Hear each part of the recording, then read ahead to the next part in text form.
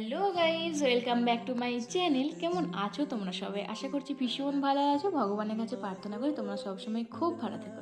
তো চলে এসেছি আজকে আরও একটা ছোট্টখাটো মিনি ব্লগ নিয়ে। আর আজকে ব্লগটা না ভীষণই মজাদার আর অনেক দিনের আগের ব্লগ আর কি। আজকে আমি পোস্ট করার সময় পাচ্ছি। এতদিন এটা সেটা করতে করতে এগুলো আর করাই হয়নি। আর দীঘার ব্লগ তো পোস্ট করতেই ভুলে গেছি এইসবের চক্করে। তবে আর দুটো ব্লগ মাত্র আছে, ওই দুটো ব্লগ করার পরই আমি কিন্তু দীঘার ব্লগ পোস্ট করব। তোমরা যারা দীঘার ব্লগ দেখার জন্য ওয়েট করছিলে এরপর তোমরা দেখতেই পাবে। তো যাই হোক, আজকে আমি এসে গেছি, দেখতে পাচ্ছ কার বাড়িতে, আমার বান্ধবীর বাড়ি সায়নিকার বাড়িতে এসেছি। কারণ আজকে আমাদের একটা ছোট্ট খাট্ট ফিস্ট হচ্ছে। আসলে কৌশিক, তারপরে মিস্টার ভদ্র ওরা তো বাড়িতে থাকে না, অত থাকে বাইরে। তো সেই জন্য ওরা যখনই আসে না কেন, মানে বেশিরভাগ কৌশিক কৌশিক যখনই আসে না কেন, ও সবসময় বলে যে চল একটু দেখা করি আর একটু পিকনিক টিকনিক করি, একটু মজা টজা করি সবাই মিলে। তো ও আসলেই আর ওর তাগিদই এই জিনিসটা হয়, এটা একদম সত্যি কথা। তো আমরা ঠিক আছে, সেজন্য ও আসার অপেক্ষাতেই থাকি আমরা। তাই এবারে ও গাজনের সময় চলে গেছে, তাই ভাবছিলাম যে তুই আবার কবে আসবি, আবার সবার সাথে দেখা হবে, তারপরে আবার বেশ একটু মজা হয়, ও এলে বেশ মজা হয়। তো আর প্রচণ্ড পরিমাণে হাসাই, তো সেই কারণে আর কি বেশ ভালো লাগে। তো যাই হোক, তো আজকে যদিও একটা পিকনিক হওয়ার ফিস্ট হওয়ারই ব্যাপার ছিল, কিন্তু ও বলল যে আজকে আর কোনো রকম কাউকে মানে টাকা দিতে হচ্ছে না, আজকে আমি ট্রিটটা দিচ্ছি, আমিই খাওয়াচ্ছি। কারণটা তোমাদেরকে বলি, কারণ কৌশিক হচ্ছে যে আমাদের চাকরি পেয়েছে, হয়ে গেল অনেক দিনই, প্রায় 1 বছর হতে চললো। তো সেরকমভাবে আর কি দেখা সাক্ষাৎ হয়নি, যেহেতু ওর আর্মির চাকরি, সে একটু দেরিতেই ছুটি টুটি পাওয়া যায়। তো সেই জন্য এবারেতে এসে আমাদেরকে ট্রিট দিল। আর আজকের ট্রিটে কি আছে জানো? মটন, কোনো চিকেন টিকেনের সিন নেই।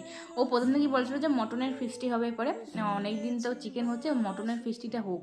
মানে বুঝতেই পারছো, মানুষের হাতে যদি টাকা চলে আসে তখন কিন্তু মানে আর কোনো কথাই নেই। তবে সব জায়গায় ওর ব্যাপার খাওয়ানোর মন থাকতে হবে। আর কৌশিক আমাদের সত্যি ভীষণই মানে ভালো, খাওয়াইছে বলে কিন্তু একদমই বলছি না, এমনি ও বিশাল ভালো। আমি সেই জন্য ওকে সবসময় আশীর্বাদ করছি যে তোর পকেট যেন সবসময় ভরা থাকে ভাই, তুই খাওয়াতে থাক, তুই মজা করতে থাক, তুই ওরকমই থাক। তো ভীষণই মজা হচ্ছিলো। আর ও আমাকে বলছে যে তুই জন্মদিনের ট্রিটটা দে, জন্মদিনের ট্রিটটা দে। আমিও ওকে বলছিলাম যে চল একদিন রয়্যাল, চল রয়্যাল চল। তারপরে আমাকেও বলছিল কবে যাবি বল। ওই যাবোই করছিলাম, কিন্তু বেরোনো আর হচ্ছিল না।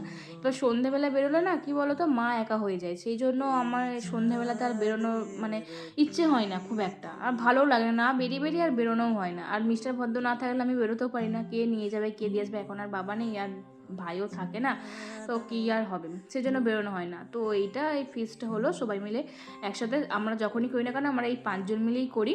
আমি, সুদীপা, সায়নিকা, মিস্টার ভদ্র আর কৌশিক। তো ভীষণই মজা হচ্ছিল, অনেক দিন পরে সবার সাথে দেখা হয়েছে, দীঘা ঘুরে আসার পরে আর কি এই জিনিসটা হয়েছে।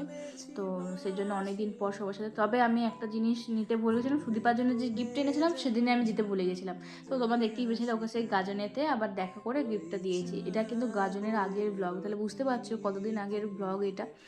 তো আমরা এখন তো রান্না বান্না করা শুরু করে দিয়েছি। আর আমি যেহেতু একদমই কাজ করি না, মানে কাজ করতে দেয় না, বাড়িতেও যেমন আমাকে কাজ করতে দেয় না, কোথাও ফিস্টে গেলেও আমাকে কোনো রকম কাজ করতে দেয় না। সায়নিকা, সুদীপা সব, ওরা দুজন মিলেই সবসময় সব কিছু করে আর কি। সুদীপা তো পুরোপুরি এক্সপার্ট, রান্না করা কাটা কুটি সব দিক দিয়ে একদম মানে ভীষণ এক্সপার্ট। আর সায়নিকাও মোটামুটি সবই পারে এখন, শুধু আমি মানে গভর্নমেন্ট মার্কা রয়ে গেছি, কিছু পারি না। আর যেটুকুও পারি সেটুকু আবার ওরা করতে দেয় না, সবসময় একটু স্পেশালি ফিল করাই আমাকে, কেন জানি না, বলে যে তুই শুধু ভিডিওই কর, তোকে কিছু করতে হবে না, দে আমি করে দিচ্ছি। সুদীপা মানে বেশি পরে বলে যে তোকে কিছু করতে হবে না, দে আমি করে দিচ্ছি, আমি করে দিচ্ছি। তো আমি বললাম যে না দে, আমি অন্তত ধুয়ে আনি, অন্তত জিনিসগুলো সবজিগুলো ধুয়ে আনি। তো বলছিল যে চল তাহলে আমিও যাই, মানে একা কিছু করতে দেবে না। আর আমি কিছু পাই না মানে এই নয় যে কিছুই পাই না, আমি শুধু রান্নাটাই পাই না, বাকি সবই পারি কিন্তু। তো যাই হোক, তারপরে তো দেখতেই পেলে রান্না টান্না বসে গেছে, আর আমরা দেখি রিলস টিলস বানাচ্ছিলাম। বলো তো দেখি এই রিলসটা আমরা কি, কোন মানে কোন মুভির রিলস বানিয়েছি দেখি, তোমরা কে কে বলতে পারো। তো তারপরে তো আমাদের রান্নার নিচে ভাত হচ্ছিল, আলু সেদ্ধ ওখানেতে মানে সায়নিকার মা কাকিমা সব কিছু আর কি মেখে টেখে দিয়েছিল। আলু ভর্তাটা এত ফ্যান্টাস্টিক মেখেছিল কি বলবো, মানে মাংস ফেল হয়ে গেছিলো, ওই আলু ভর্তাটা দিয়ে আমাদের ভাত খাওয়া হয়ে গেছে, এত দারুণ করে মেখেছিল। ভীষণ ভীষণ টেস্টি হয়েছিল। আর মটনটাও খুবই ভালো হয়েছিল, ভীষণভাবে ভালোভাবে সিদ্ধ হয়েছিল, সব কিছু একদম পারফেক্ট হয়েছিল। আর কত ভাত দেখো, এক হাঁড়ি ভাত। মানে কৌশিক হচ্ছে এরকমই, কম হওয়া চলবে না, বেশি হলে ঠিক আছে নিয়ে চলে যাবো বাড়িতে বা বাড়ির নিচে দিয়ে দেবো, কিন্তু কম হলে চলবে না। সেই জন্য দেখো এক হাঁড়ি ভাতের সাথে সাথে এক গাদা মটন, কত কেজি যে মটন করেছিল তার নেই ঠিক। আমরা তো মেয়ে মানুষ বেশি খেতেই পারি না, আর দুটো ছেলে কি খাবে, মিস্টার ভদ্র তো একদম খেতে পারে না। তো যাই হোক, তো কাকু কাকিমা তারপরে সায়ন্তনদা বৌদি সবাইকে দিয়ে দিয়েছিলাম নিচে, যাতে নষ্ট না হয়, কারণ অনেক টাকার খেল বাবা। আজকে কৌশিকের প্রচুর টাকা খসিয়ে দিয়েছে, তবে আমরা দিতে চেয়েছিলাম, কৌশিক বললো যে না কোনো রকম দিতে হবে না, আজকে আমি খাবো, যখন বলেছি আমিই খাবো, তো ভালো কথা। তো চলো আজকের মতন তাহলে ভিডিওটা এই পর্যন্তই। এরকম মজা যেন সবসময় আমরা করতে পারি। আর কেমন লাগলো আজকে ভিডিওটা, ভালো লাগলে অবশ্যই লাইক কমেন্ট শেয়ার করে দিয়ে দেখা হচ্ছে পরের ব্লগে। বাই।